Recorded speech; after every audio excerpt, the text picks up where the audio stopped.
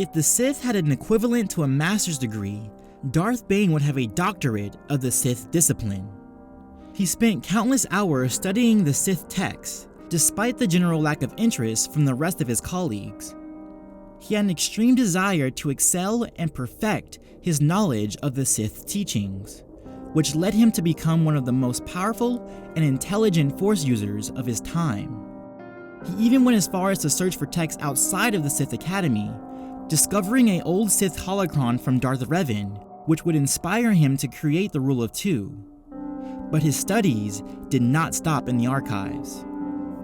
Offensively, Bane was a terror of dark side powers. His telekinesis was strong enough to penetrate the force barriers of master-level force wielders, such as Lord Cortus. His force lightning could turn his foes into black and crisp in an instant. He was so naturally gifted with force lightning that he only needed one lesson to get a grasp of it. Later in life, he acquired a skill with essence transfer, which he used against Zano with questionable effectiveness. Essence transfer was an ability that allowed its user to implant his or her consciousness to another being, something like a parasite to its host.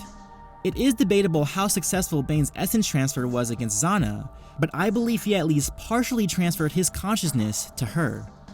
Unlike most Sith, Bane was very competent in his resistance to Force abilities. During his time at the Sith Academy, he perfected the use of Force Barrier, essentially stonewalling his opponent's metaphysical attacks. Bane was also able to resist most poisons, whether it be from forceful injection or the parasitic Orbilis that lived on his body for a decade. He was also competent with resisting telepathic abilities, even from Master Kane, the Brotherhood of Darkness leader. Bane had a natural affinity for the Force, a complete control of the dark side. The only instance he ever lost control was during his last years with the Orbilis, which were pumping toxins into his body to force his use of the dark side. Still, unlike most, he propelled himself to a grander level through focused training and intense research. The dark side did not rule him, he ruled the dark side.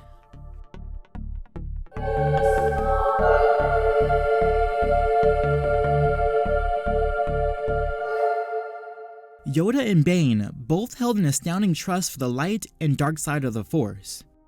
They took both of their disciplines to their highest degree. Though they were not at the very top of their histories, Grandmaster Luke surpassing Yoda and Darth Sidious surpassing Bane, they laid the groundwork for the greats. Comparatively, in regards to combat, they were nearly on par. Bane had strength enough to turn his enemies into black crisp with Force lightning, but Yoda's use of Tuta Minis would allow him to repel his attacks. Yoda had great power with telekinesis, flinging hundreds of enemies aside, but Bane's Force wall was nearly impenetrable.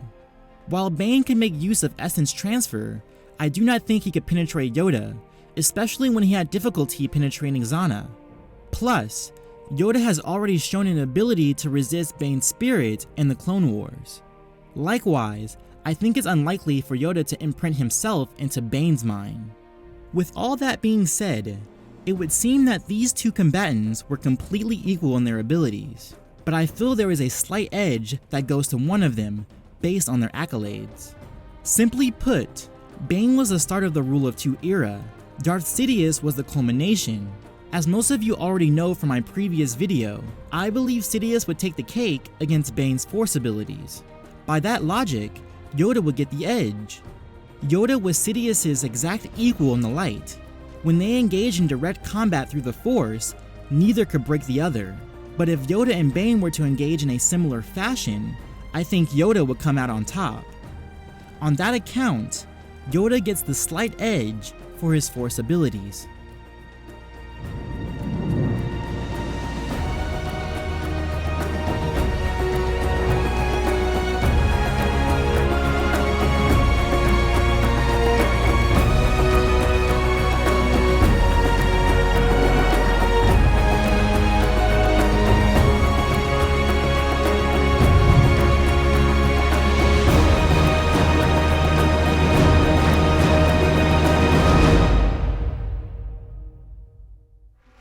On the accounts of several Jedi and the statements of Darth Tyrannus and Sidious, Yoda was the best lightsaber duelist of the Jedi Order.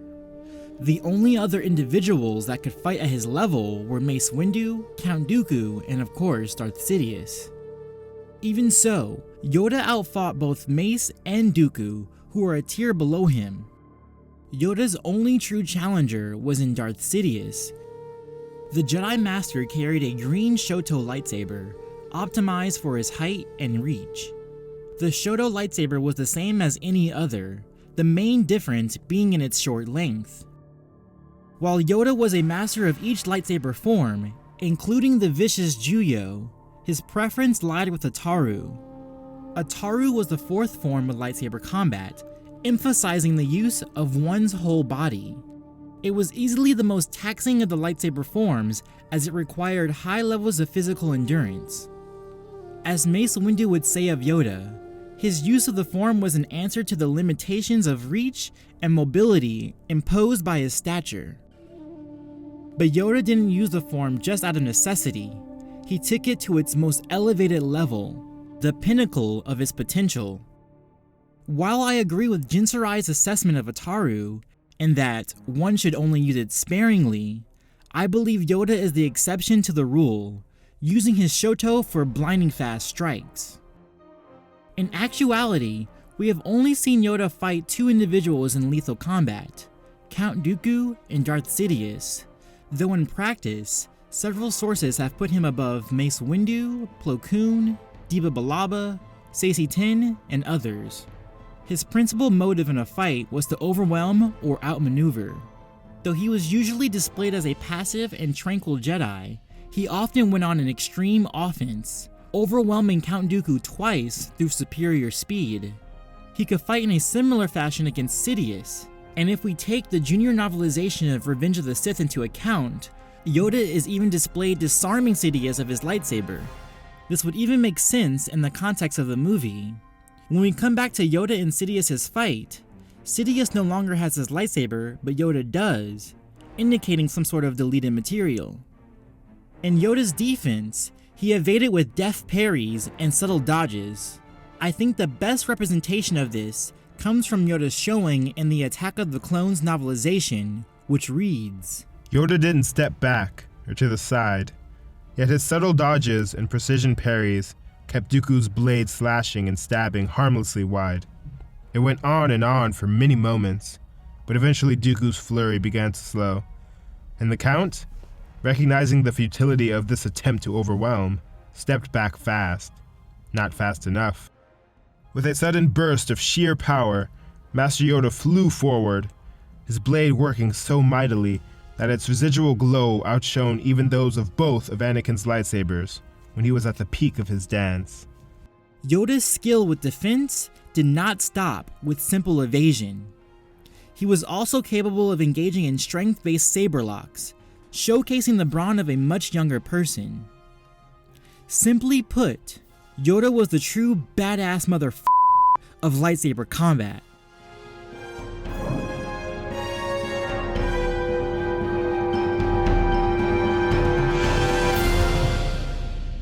Darth Bane carried a curved hilted lightsaber with a red crystal. Though Bane was trained later in life and had far less experience than most of his opponents, he still held a lot of power and skill. There was a lot of evolution to Darth Bane's fighting style, which led him to being one of the greatest duelists of his time. Under the instruction of the Sith Battlemaster Kasim, he was taught in the ways of Form 5, Jim-So. Kasim would choose the form for Bane because of his imposing size and mounting strength. Bane would take the form to heart, utilizing it against 4 battle-meditated Jedi at once. However, his use of the form was not perfect. The principles behind Jim-So was based around counterattack, yet Bane, under the protection of his Orbilis armor, favored the offensive uses of the form, leaving himself open to attack. He would later admit that the armor hampered his skills, which he would hone later in his life. During the opening of Dynasty of Evil, Darth Bane demonstrates a mastery of Surisu, the all-defensive form. For 10 minutes, he staved off a rainstorm, deflecting all the droplets with his saber and sidestepping the rest. By the end of the storm, he was completely dry. As stated before, Darth Bane was a scholar first and foremost. He was always analyzing, always looking for ways to better himself. This is why I think he took up the use of Surisu, reacting to his lacking defense against the Jedi. He may have also learned from his duel against Kasim, who engaged him with Jar Kai, the dual-wielding technique. In taking up Surisu, Bane was preparing himself for the unorthodox. But again, he did not stop there. The Sith Lord would improve his offense as well. During his final duel with his apprentice Darth Zana, he utilized Juyo, the seventh and final form of lightsaber combat. Juyo's erratic and chaotic nature would overwhelm the defenses of even a Surisu master, which is why Bane probably used it against Zana. Though of course, Bane's use of Juyo did not break Zana's defenses. Bane had all this skill and all this knowledge coupled with the unorthodox use of his curved lightsaber hilt. With a simple adjustment of his grip, he could attack his foes from unpredictable angles. Essentially, Bane turned himself from a brawling and unrefined miner of Apatras to an elegant and polished master of the Sith.